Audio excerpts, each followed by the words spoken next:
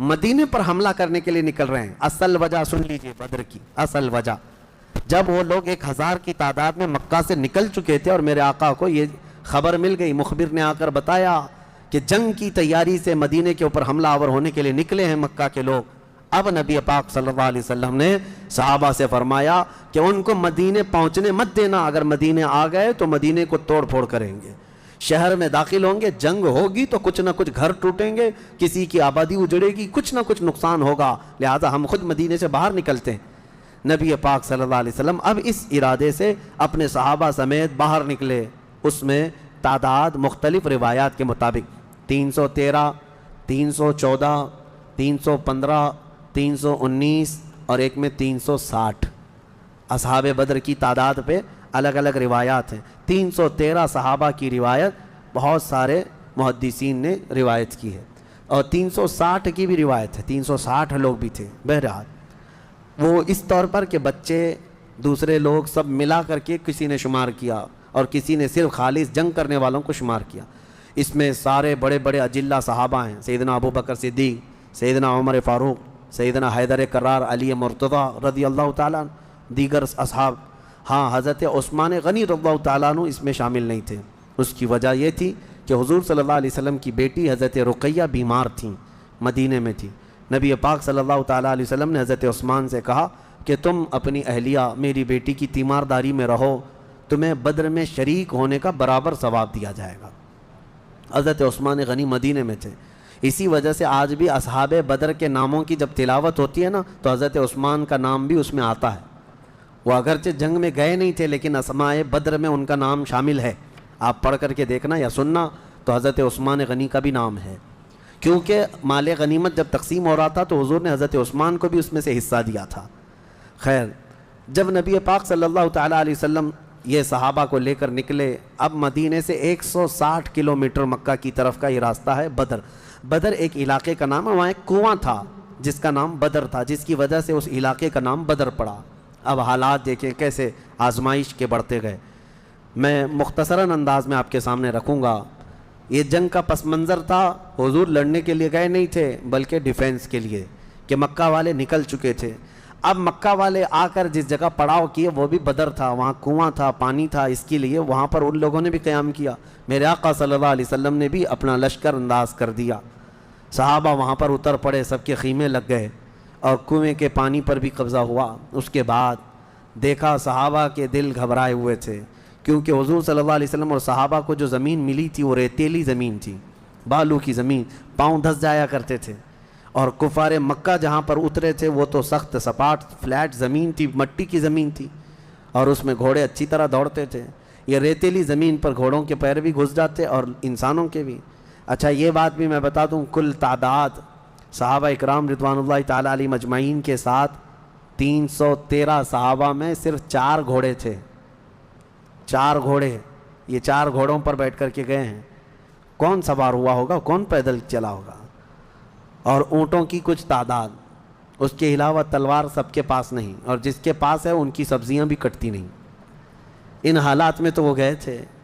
نبی پاک صلی اللہ تعالیٰ علیہ وسلم کے ساتھ جب گئے, اب وہاں پر صحابہ اکرام کے دلوں کے اندر تھوڑی گھبراہٹ آنے لگی کہ ہم زمین اس طرح کی ہے, اور تعداد جب ان کی دیکھتے ہتھیار سے لیس, تو یہ عرض کرتے کہ کیا ہوگا. پہلی جنگ ہو رہی تھی نا, آمنا سامنا پہلی مرتبہ ہو رہا تھا.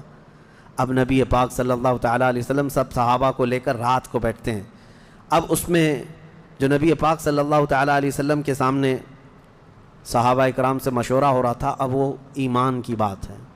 حضور نے صحابہ کی بات یہ سنی کہ جو مہاجرین تھے وہ یہ کہہ رہے تھے کہ انصار کا تو کچھ گیا نہیں, ہمارا گیا ہے مکہ میں, ہمارے مال لوٹے, ہماری جائیدادیں لوٹیں, انصار مدینے میں رہتے ہیں, مکہ کے کفار نے ان کا تو کچھ بگاڑا نہیں. ہو سکتا ہے کہ انصار جو ہے جنگ میں انٹرسٹ نہ لیں, ان کا کیا گیا ہے, یہ مہاجرین کی جنگ ہے, انصار جو ہے ہو سکتا ہے انٹرسٹ نہ لیں, وہ نہ آئیں.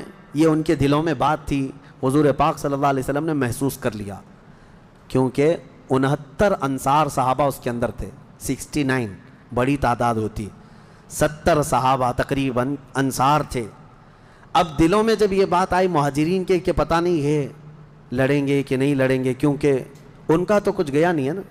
جیسے آج لوگ کہتے ہیں میرا تھوڑی نا اس سے کوئی مسئلہ ہے, تو پھر نبی پاک صلی اللہ علیہ وسلم نے رات کے وقت انصار صحابہ کو پہلے بلایا، سب بیٹھے ہوئے تھے، مشورہ کرنا تھا۔ سید الانصار حضرت سعد ابن معاذ رضی اللہ تعالیٰ عنہ انصار کے سردار تھے، بلایا اور پوچھا کہ تمہارا کیا مشورہ ہے، آپ کا کیا مشورہ ہے جنگ کے سلسلے میں؟ سنو، حضور پاک صلی اللہ تعالیٰ علیہ وسلم کی بارگاہ میں حضرت سعد بن معاذ سب سے پہلا جواب کیا دیتے ہیں؟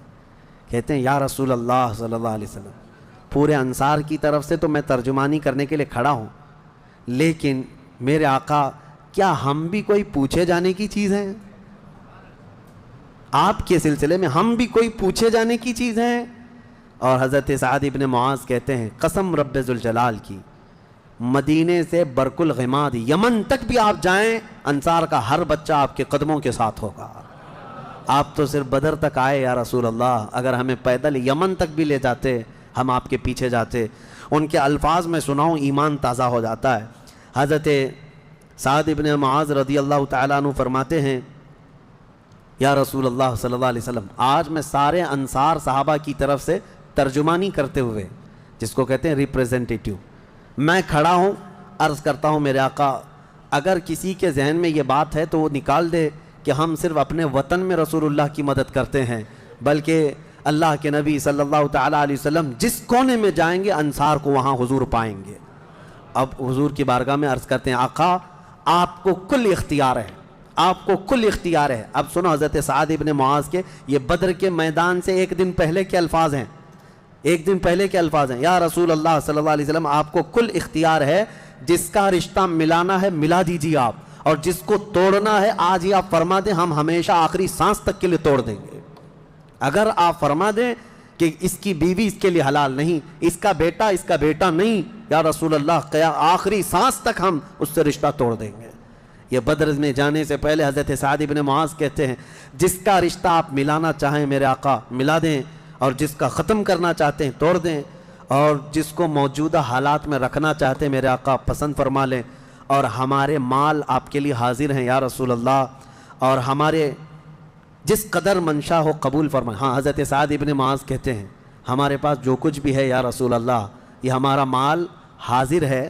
اب یہ دیکھو ادب کے الفاظ، حاضر ہے یا رسول اللہ، جتنا آپ کو چاہیے ہمارا پورا مال قبول کر لیں اور جتنا چاہے چھوڑ دیں، اور قسم رب ذوالجلال کی جو آپ نے چھوڑ دیا وہ دنیا کی سب سے بری چیز ہے ہمارے لیے، جو آپ نے قبول کیا وہ ہمارے لیے سب سے عمدہ چیز ہے۔ یہ بدر کے میدان میں حضرت سعد ابن معاذ رضی اللہ تعالیٰ عنہ کی تقریر چل رہی ہے، اور اس کے بعد حضور پاک صلی اللہ تعالیٰ علیہ وسلم کی بارگاہ میں یہ کہتے ہیں یا رسول اللہ قسم اس رب ذوالجلال کی جس نے آپ کو سچی نبوت کے ساتھ بھیجا، اللہ کی قسم اگر آپ ہمیں حکم دیں سمندر کو چیر کر نکل جانا ہے، رب ذوالجلال کی قسم یا رسول اللہ انصار کا ہر بچہ سمندر میں کود پڑے گا۔ یہ بدر سے پہلے کی تقریر۔ اب ان کی تقریر سن کر حضور بڑے خوش ہوئے، میرے آقا صلی اللہ تعالیٰ علیہ وسلم نہایت ہی خوشی کا اظہار فرماتے ہیں، اور اس کے بعد پھر حضرت مقداد بن اسود ایک صحابی ہیں کھڑے ہوتے ہیں، پوچھا یا رسول اللہ صلی اللہ علیہ وسلم آپ صحابہ سے مشورہ لے رہے ہیں کس بات کا؟ کہا جنگ ہونا چاہیے نہیں ہونا چاہیے؟ حضرت مقداد بن اسود کہتے ہیں یا رسول اللہ ہم بنی اسرائیل نہیں ہیں جنہوں نے موسیٰ علیہ السلام سے کہا تھا اے موسیٰ آپ اور آپ کا خدا جائیے قوم جبارین سے لڑیے، ہم یہاں بیٹھ کے دیکھیں گے۔ نہیں یا رسول اللہ ہم امت محمدیہ ہیں، جہاں میرے آقا کا پسینہ گرے گا ہم سب کا خون کا قطرہ وہاں گرے گا، جب تک ہمارے جسم میں آخری قطرہ بھی خون کا باقی ہے ہم میں سے کوئی پلٹنے کا تصور بھی نہیں کرتا۔ یہ رسول پاک صلی اللہ علیہ وسلم کے چہیتے صحابہ کی تقریریں تھیں، سب کے جذبے جوان تھے، کوئی لوٹنا نہیں چاہتا، کوئی پلٹنا نہیں چاہتا۔ اب صحابہ کو باہر کر کے حضور خیمے میں چلے گئے۔ اب سنو حضور پاک صلی اللہ تعالیٰ علیہ وسلم جیسی ہی خیمے میں گئے جہاں آج مسجد عریش بنی ہے، اس کو عریش کہا جاتا حضور کے خیمے کو، حضور سجدے میں گر گئے۔ سجدے میں گرنے کے بعد نبی پاک صلی اللہ تعالیٰ علیہ وسلم اتنا گریہ وزاری کر رہے تھے، اتنا رو رہے تھے سجدے میں حضور پاک صلی اللہ علیہ وسلم، اور جو صحابی ان کی خدمت میں کھڑے تھے وہ کہتے ہیں نبی پاک صلی اللہ تعالیٰ علیہ وسلم کی الفاظ میں سن رہا تھا ابتحالات کو، عرض یوں کر رہے تھے اے اللہ ایک چھوٹی سی فوج، ایک چھوٹی سی جماعت تیرے دین کی نصرت کے لیے میدان میں اتری ہے، اے اللہ اگر اس جماعت کی تو کل مدد نہ کرے گا تو قیامت تک اس روئے زمین پر کوئی سجدہ کرنے والا نہیں آئے گا۔ اے اللہ قیامت تک کوئی تیری عبادت نہیں کر سکے گا۔ یہ محبوبانہ انداز ہے میرے آقا کا، یہ کوئی دھمکی نہیں ہے اللہ کو۔ رب تعالیٰ کی بارگاہ میں گڑ گڑانا کہ مولا اگر ان کی مدد نہیں کرے گا تو پھر کون تیری عبادت کرے گا۔ اور اس کے بعد اچانک حضور صلی اللہ علیہ وسلم اٹھے سجدے سے، پیشانی چمک رہی تھی اور حضور مسکرا رہے تھے۔ دو صحابہ کھڑے تھے، کہا یا رسول اللہ صلی اللہ علیہ وسلم آپ اتنی گریہ وزاری کرتے کرتے بھی مسکرانے لگے۔ کہا میرے رب نے میری ڈھارس بندھا دی، مبارک ہو، بشارت ہو، میں نے ابھی جبرائیل کو جنگی لباس پہن کر اترتے دیکھا ہے۔ جبرائیل امین آ گئے ہیں۔ وہ صحابہ دوڑے گئے، باہر جا کر کہے مبارک ہو، اللہ کے نبی کو مدد آ گئی ہے۔ ابھی رات کا حصہ گزرا نہیں تھا کہ بارش برسنے لگ گئی۔ میرے آقا نے فرمایا میرے صحابہ اللہ کی دوسری مدد آ گئی۔ صحابہ نے پوچھا یہ کیسے؟ کہا جاؤ میدان میں دیکھو، ریت کی زمین پر بارش ہوئی تھی تو ریت پوری جمع ہو گئی، مضبوط ہو گئی، اور کافروں کی زمین پر بارش برسی تو کیچڑ ہو گیا، ان کے پیر پھسلنے لگ گئے، ان کے گھوڑے بدکنے لگ گئے، اور صحابہ کے پیر ریت میں بالکل مضبوط جم کر رہ گئے۔ حضور نے فرمایا بارش بھی اللہ نے تمہاری مدد کے لیے نازل فرمائے۔ صبح اٹھتے ہیں، صبح ہوتی، حضور اکرم نہیں رات کے وقت ہی، ابھی رات کا وقت ہے، صحابہ کے دل کی تسلی کے لیے میرے آقا اپنے ہاتھ میں ایک چھڑی لے کر جاتے ہیں میدان میں، صحابہ پیچھے پیچھے ہیں، لکیر کھینچا، حضور نے فرمایا کل یہاں ابو جہل گر کے مرے گا۔ دوسری لکیر کھینچا اور کہا یہاں عتبہ مرے گا۔ تیسری لکیر کھینچ کر کہا یہاں شیبہ مرے گا۔ یہ بڑے بڑے پہلوانوں کے نام حضور گنا رہے تھے۔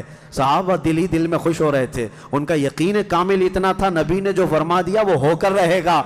رات کے وقت ہی صحابہ کو یہ معلوم تھا ان کفار کے کتنے وکٹ گرنے والے ہیں، کتنے پہلوان زمین بوس ہونے والے ہیں، کتنے موت کی گھاٹ پہنچنے والے ہیں۔ صحابہ کو یہ معلوم ہو گیا تھا اور دل چوڑے تھے، سینے کشادہ تھے۔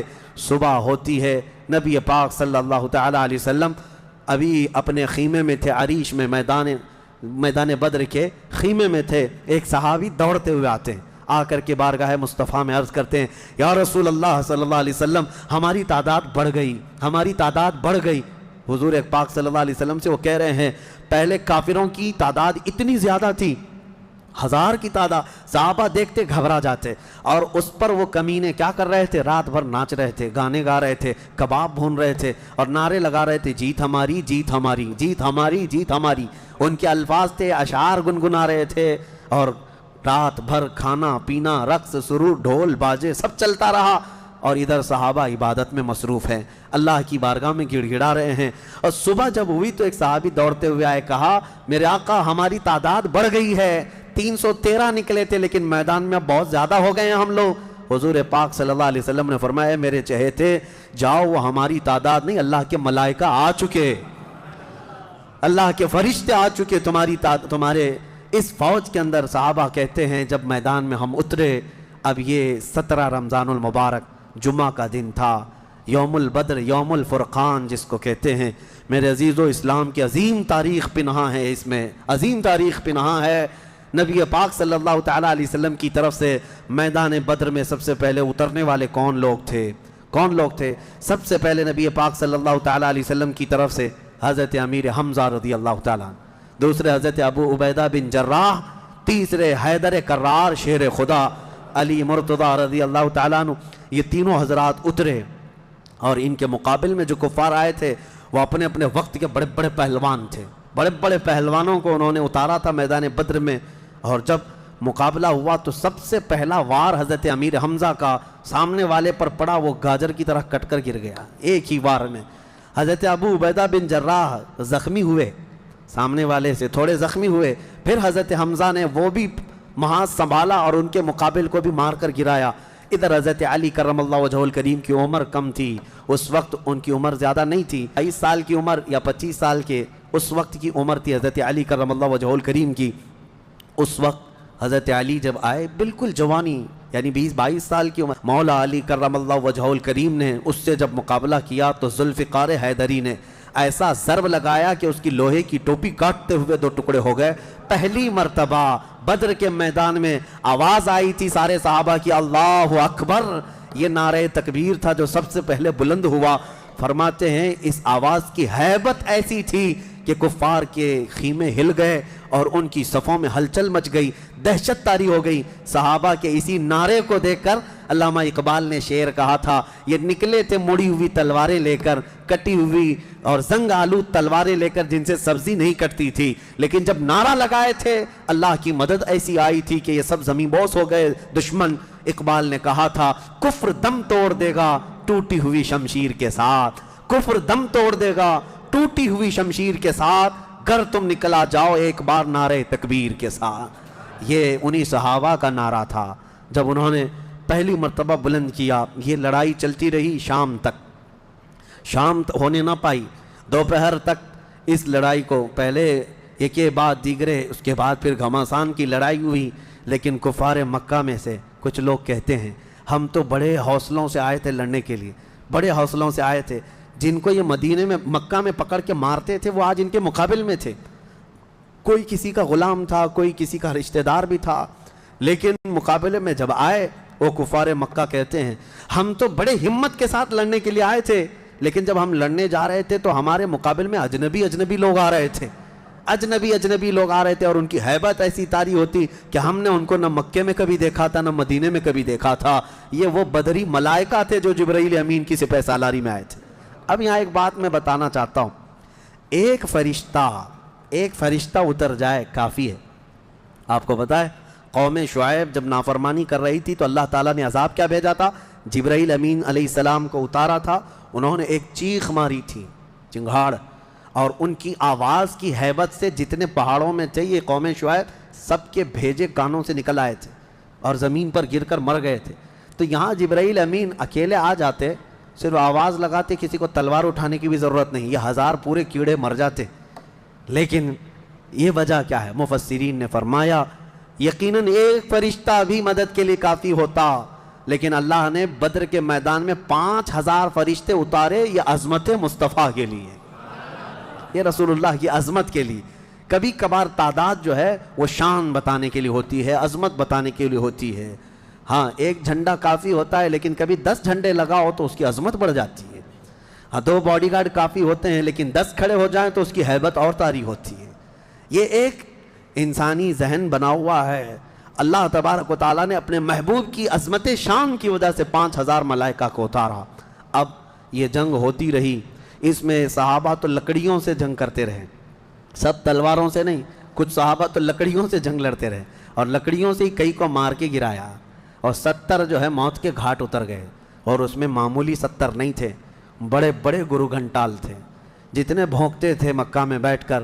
ابو جہل مر گیا، حضرت بلال حبشی کا آقا امیہ بن حرب وہ مر گیا، اور کئی ایسے بڑے بڑے عتبہ شیبہ جیسے بڑے بڑے کافر، یہ سب کے سب موت کے گھاٹ اتر گئے۔ بدر کی ایک لڑائی ایسی کہ اچھوں کی جڑ کاٹ کر رکھ دیا۔ اب یہاں پر حضور پاک صلی اللہ تعالیٰ علیہ وسلم کا رحم بھی دیکھیں، حضور ملاحظہ فرما رہے تھے، جب امیہ گر کر زخمی ہوا تھا، حضور نے جو صحابی لڑ رہے تھے کہا کہ روک دو اس کو۔ امیہ جو لڑ رہا تھا وہ بڑا ہٹا کٹا پیسہ والا مکہ کا بڑا آدمی تھا، تو جو صحابی لڑ رہے تھے انہوں نے گرا دیا، وہ زخمی ہو کر گرا، حضور نے فرمایا چھوڑ دو اس کو، وہ صحابی ہٹ گئے۔ حضور نے فرمایا بلال حبشی کو بلاؤ۔ بلال کہاں ہے؟ بلال آئے، کہا اے بلال آؤ، جتنا اس نے تڑپایا تھا خوب آج تم بدلا لو اس کے ساتھ، کیونکہ یہی وہ تھا جو حضرت بلال کو ایک ڈرم میں ڈال کر دن بھر رکھتا تھا، لوہے کی ایک ٹاکی بنا کر اس میں ڈال کر اوپر سے ڈھکن ڈال کر گرم دھوپ میں ان کو ایسی رکھ دیتا تھا، بغیر کھانا پانی دیے شام تک ان کو کھولا جاتا تو ان کا جسم پورا اجمرا ہو جاتا تھا، ان کی پیٹھ ایسی گل گئی تھی انگاروں میں سلانے کی وجہ سے کہ ریڑھ کی ہڈی دکھتی تھی۔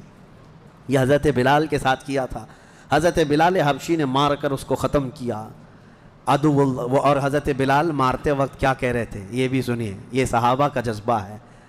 کہتے ہیں اس کو قتل کیا اور یوں کہا انت عدو اللہ و عدو رسولنا، میں نے تجھے مار دیا ہے اس لیے کہ تو اللہ کا اور میرے حبیب کا دشمن تھا، یہ نہیں کہ مجھے تڑپاتا تھا، یہ نہیں کہ تو نے مجھے بہت مارا ہے اب چکھ لے مزہ۔ حضرت بلال یہ کہتے ہیں تو اللہ کا دشمن تھا اور میرے مصطفیٰ کا دشمن تھا، میں نے تجھے ختم کیا۔ یہ بدر کی وادی میں حضرت معاذ اور معوذ بن عفراء رضی اللہ عنہما، 2 چھوٹے بچے، بچوں پر جہاد تو ہے نہیں لیکن یہ ضد کر کے اصرار کر کے حضور کے پاس آئے تھے، کہا ہمیں اجازت دے دے۔ میرے آقا نے ان کو اجازت دی تو یہ جنگ میں شریک ہوئے۔ حضرت عبد الرحمن بن عوف کہتے ہیں صاحب بڑے بڑے صحابہ، جنگ کے میدان میں نفسا نفسی کا عالم ہوتا ہے، اپنا ڈیفنس کرنا ضروری ہوتا ہے، کہاں سے تیر آئے کہاں سے تلوار آئے، لیکن یہ دو بچے اس طرح سے میدان میں ہیں کہ حضرت عبد الرحمن بن عوف سے کہتے ہیں چچا ہمیں ایک بات بتائیے، ابو جہل کس کا نام ہے؟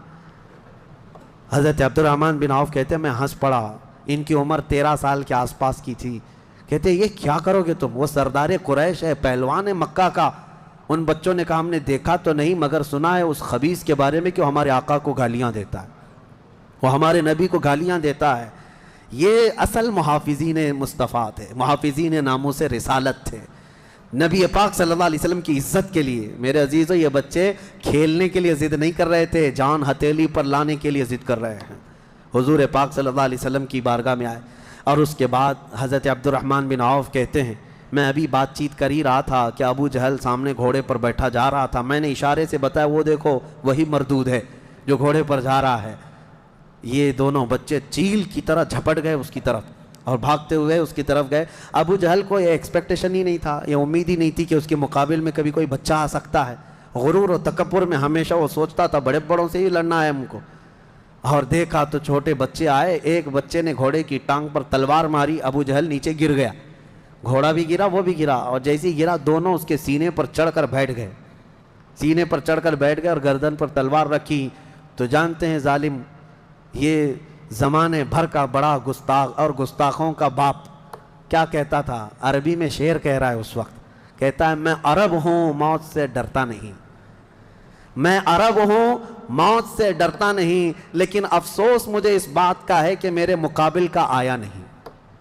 اس کو افسوس یہ ہے کہ مجھے کوئی پہلوان نے مارا نہیں، مجھے چھوٹے بچے مار رہے ہیں۔ اور بعض لوگوں نے کہا کہ اس کی یہ خواہش تھی، کہا کاٹنا ہے تو گردن تھوڑا نیچے سے کاٹو، کیونکہ سب کٹے ہوئے گردنیں رکھی جائیں تو میری گردن تھوڑی اونچی دکھے۔ غرور و نخوت کبھی نہیں جاتا، گھمنڈ و تکبر کبھی نہیں جاتا۔ ان بچوں نے ختم تو کر دیا ابو جہل کو، اور مشہور ہے کیا ہی بہترین کہا، ہم جیسے لاکھوں کروڑوں کی جوانیاں ان بچوں کے قدموں پر قربان ہوں، ہم ان کے ناخنوں تک بھی نہیں پہنچ سکتے جنہوں نے دفاع کیا ہے، ڈیفنس کیا ہے میرے مصطفیٰ کی عزت کا۔ اوروں نے کافروں کو مارا ہوگا، ان بچوں نے تو پورے کفر کو مارا ہے۔ اوروں نے جاہلوں کو مارا تو انہوں نے ابو جہل کو مارا ہے، جہالت کے باپ کو مارا ہے۔ اسی جنگ میں شہزادے حضرت معاذ کا مونڈھا کسی کافر نے مار کر کے ختم کر دیا، تلوار سے کندھے کو مار دیا، لیکن جذبہ ختم نہیں ہوا۔ اس بچے نے دوسرے ہاتھ میں تلوار لی اور لڑنا شروع کیا، اور اپنے ہاتھ کو پیر میں دبا کر کھینچ کے نکال دیا۔ یہ زیادہ دیر تک نہیں، یہ دونوں شہزادے لڑتے رہے میدان بدر میں۔ شام سے پہلے پہلے دونوں بچے بھی شہید ہوئے، حضرت معاذ بھی شہیدوں میں ہیں، حضرت معوذ بھی شہیدوں میں ہیں۔ کس باپ کے یہ بیٹے تھے، کس گھر میں آنکھیں کھولی تھی انہوں نے، جہاں ماں کو قرآن کی تلاوت کرتے سنا، باپ کو محراب عبادت میں دیکھا، اور گٹھی میں ان کے پلایا ہوا تھا عظمت مصطفیٰ۔ سب سے پہلی چیز ہے میرے عزیزو، یہ جان دے چکے میدان میں۔ نبی پاک صلی اللہ علیہ وسلم شام کے وقت جنگ کا پانسا کیسے پلٹا، یہ صحابہ ایسے گھستے چلے گئے ان کے صفوں میں کہ وہ ہیبت سے بھاگنے پر مجبور ہو گئے۔ مکہ کے کفار جتنے بھی تھے سب کے سب اپنا ساز و سامان چھوڑ کر میدان سے بھاگنے لگ گئے۔ وہاں پر اپنے مویشی چھوڑا، اپنے بہت سارے چھوڑا، یہاں تک کہ 70 قیدی پکڑ میں آئے اور 70 مارے جا چکے تھے، 140، اور صحابہ میں 13 شہید تھے، 1 زخمی تھے۔ 13 شہید ہوئے، 1 زخمی تھے، حضرت عبیدہ بن حارث، وہ بھی راستے میں جا کر شہید ہوئے۔ تو جنگ بدر کے ٹوٹل شہید 14 ہیں، باقی وہ 70 اور 140 پورے ٹوٹل یعنی قیدی ملا کر۔ شام کے وقت اب سنو میرے آقا صلی اللہ علیہ وسلم کا معجزہ۔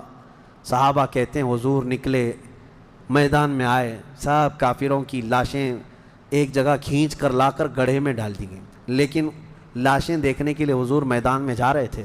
صحابہ کہتے ہیں قسم خدا کی ہم نے دیکھا حضور نے جس کے لیے جو دائرہ کھینچا تھا وہ کافر وہیں گر کے مرا تھا، ایک بال بھی باہر نہیں تھا۔ حضور نے جس کے لیے لکیر کھینچا تھا وہ کافر اسی میں گر کر مرا ہوا تھا۔ حضور نے جو نشان بنایا تھا ابو جہل وہیں مرا ہوا تھا، عتبہ وہیں مرا ہوا تھا، شیبہ وہیں مرا ہوا تھا۔ آج کے منافقین کے لیے بھی یہ درس ہے. یہ دیکھیں جنگ بدر کی تاریخ کو. نبی پاک صلی اللہ علیہ وسلم ایک دن پہلے یہ بتا رہے ہیں کہ کون کہاں مرے گا, اور یہ ابھی تک اس بحث میں ہے کہ پیٹھ پیچھے کا علم نہیں, دیوار پیچھے کا علم نہیں. یا اپنے جیسا نبی کو بھی قیاس کرتے ہیں. اللہ ہدایت عطا فرمائے. اب شام کے وقت سارے وہ لاشوں کو لا کر ایک گڑھے میں جمع کر دیا, اور جو مسلمان صحابہ تھے ان کی لاشیں جمع کی گئیں اور ان کو عزت کے ساتھ, احترام کے ساتھ اسی بدر کے میدان کے قریب دفن کر دیا گیا. اور کافروں کی لاشوں کے پاس کھڑے ہو کر حضور نے پھر ایک خطبہ دیا. خطبہ دے رہے تھے اور اس میں حضور صلی اللہ علیہ وسلم یہ فرما رہے تھے, اے لوگو, ہمارے رب نے جو ہم سے وعدہ کیا تھا وہ پورا کر دکھایا اللہ نے. بتاؤ تمہارا خدا جو تم سے کوئی وعدہ کیا تھا کیا تم کو بھی پورا کر دیا؟ کیا تم نے موت کے بعد وہ چیز پا لی جس کے لیے تم لڑتے تھے؟ صحابہ پوچھنے لگے, یا رسول اللہ صلی اللہ علیہ وسلم, آپ یہ کس کو سنا رہے ہیں؟ یہ مرے ہوئے کفار کو. حضور نے فرمایا یہ تم سے بھی زیادہ سنتے ہیں, مرنے کے بعد وہ تم سے بھی زیادہ سنتے ہیں. اسی لیے حضور پاک صلی اللہ علیہ وسلم نے فرمایا کہ مردہ لوگوں کی باتیں تو چھوڑیں, چلنے والوں کے پیر کے چپل کے نیچے جو آواز آتی ہے وہ بھی مردہ سنتا ہے, اس کے کان بڑھ جاتے ہیں. اب مجھے بتاؤ میرے عزیزو, بدر میں مارے گئے ہوئے غلیظ قسم کے کافر جب باتیں سن سکتے ہیں تو اللہ کے اولیاء اپنی قبروں میں کیوں نہیں سنتے؟ انبیاء کرام اور اولیاء کرام اپنی قبروں میں نہیں سنتے. ہم جاتے ہیں اور اسی یقین کے ساتھ جاتے ہیں کہ وہ قبروں میں ہماری باتوں کو سنتے بھی ہیں, اور اللہ نے ان کو تصرف اور اختیار دیا ہو تو ہمارے حق میں اللہ کی بارگاہ میں سفارش بھی کرتے ہیں. یہ ہے جنگ بدر. اس کا خلاصہ یہی ہے کہ وہ اگرچہ 313 نہتے تھے لیکن یقین کامل تھا. اسی کو اقبال نے کہا ہے, یقین محکم عمل پہ ہم, جہاد محبت فاتح عالم, جہاد زندگانی میں ہیں یہ مردوں کی شمشیریں. کہ یہ وہ صحابہ تھے, ان کے بارے میں وہ کہتے ہیں اللہ کے شیروں کو آتی نہیں روبائی, اللہ کے شیروں کو آتی نہیں روبائی. یہ لومڑی کی طرح نہیں رہتے بلکہ ان کا عزم حوصلہ بڑا جوان تھا, اور میدان میں اترے تھے تو نہ یہ تلواروں کے بھروسے آئے تھے نہ ہاتھی گھوڑوں کے بھروسے آئے تھے, بلکہ ان صحابہ کا صرف یقین یہ تھا اللہ ہمارے ساتھ ہے, رسول ہمارے ساتھ ہے. اے مومنوں, آج اس بدر کی تاریخ کے بعد میں آپ سے بھی یہی کہنا چاہوں گا, آج جتنے بھی ابو جہل ناچ رہے ہوں ان کو ناچنے دو اور پکار کر کہو ان اللہ معنا, بے شک اللہ ہمارے ساتھ ہے, بے شک اللہ ہمارے ساتھ ہے. آزمائش ہوگی, امتحان ہوگا, کچھ تو مریں گے کچھ تو کٹیں گے, لیکن غلبہ حق کا ہی ہوگا. حل الحق یعلو ولا یعلی علیہ, فرمایا گیا حق ہمیشہ بلند ہو کر رہے گا, اس کے اوپر کوئی غالب نہیں آئے گا. ہو سکتا ہے صدیوں تک اس کو کوئی پکڑ کر کے رکھے, حق کو گرفتار کر کے رکھے, لیکن کبھی بھی وہ اس طرح نیست و نابود نہیں کیا جائے گا. قیامت تک حق کو بلند ہونا ہے. اللہ کریم ہم سب کو حق جماعت کے ساتھ زندہ رکھے اور ہمیں غلبہ اسلام کا وہ سنہرا دور عطا فرمائے, جب ہم دیکھیں ہمارے ہر گھر سے آواز آئے لبیک یا لبیک یا لبیک یا